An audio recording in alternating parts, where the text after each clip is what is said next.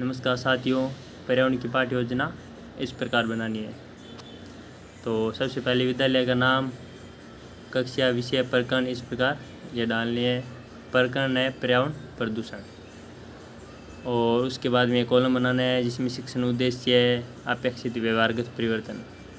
उद्देश्य में ज्ञान, अवबोध, ज्ञानोपयोग, कौशल, अभिरुचि, इन सब के बारे में दो लाइनें इस प्रकार लिखनी है। उसके बाद में आएगा पूर्व ज्ञान। पूर्व ज्ञान में आपको विद्यार्थी पर्यावरण प्रदूषण के बारे में सामान्य जानकारी रखते हैं। उसके बाद में प्रस्तावना प्रश्न इस प्रकार है जिनमें तारतम्यता जरूरी है। उसके बाद में आएगा आपके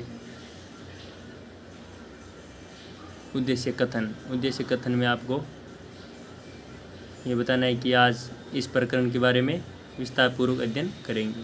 सहायक सामग्री लिख दो।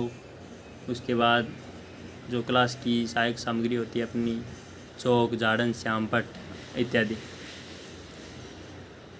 फिर नेक्स्ट पेज से वापस प्रस्तुतिकरण स्टार्ट करना है और एक कॉलम बनाना है जिसमें शिक्षण बिंदु, छात्र अध्यापक कथन, छात्र क्रिया। इसमें पहला आपके शिक्षण बिंदु होगा पर्यावरण प्रदूषण का अर्थ, जिसमें विकासात्मक प्रश्न होंगे। और उसके बाद में इस प्रकार छात्र अध्यापक कथन होगा और कथन के बाद में बोध प्रश्न होंगे। इन बोध प्रश्नों में तारतम्यता जरूरी नहीं है। उसके बाद में आपको इस पेज के सामने वाले पेज में विधि, अप्रविधि, श्यामपट्ट, सार, सहायक सामग्री इस प्रकार बनानी है। और एक ब्लैक बोर्ड लेना है आपको, मतलब ब्लैक चार्ट आता है उसका ब्लैक बोर्ड चिपकाना है जिस पर इस प्रकार लिख दे। उसके बाद में नेक्स्ट बिंदु आएगा वायु प्रदूषण। नेक्स्ट शिक्षण बिंदु वायु प्रदूषण। वायु प्रदूषण में आपको इस प्रकार प्रश्न, कथन और बोध प्रश्न लिखने हैं।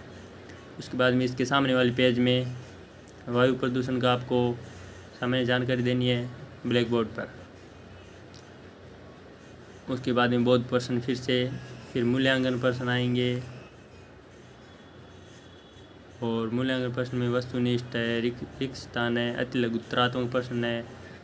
और उसके बाद में गृह कार्य है और पर्यवेक्षक टिप्पणी और पर्यवेक्षक हस्ताक्षर।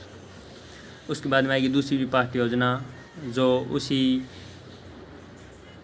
पहली पाठ्य योजना के आधार पर ही बनेगी, बस प्रकरण चेंज होगा। विद्यालय का नाम, कक्षा, विषय, प्रकरण ये सब डाल दो। उसके बाद में कॉलम बनाओ सेमी, ज्ञान, अवबोध, ज्ञानोपयोग, कौशल, अभिरुचि, अभिवार्ती। उसके बाद में पूर्व ज्ञान और प्रस्तावना प्रश्न इस प्रकार देखो।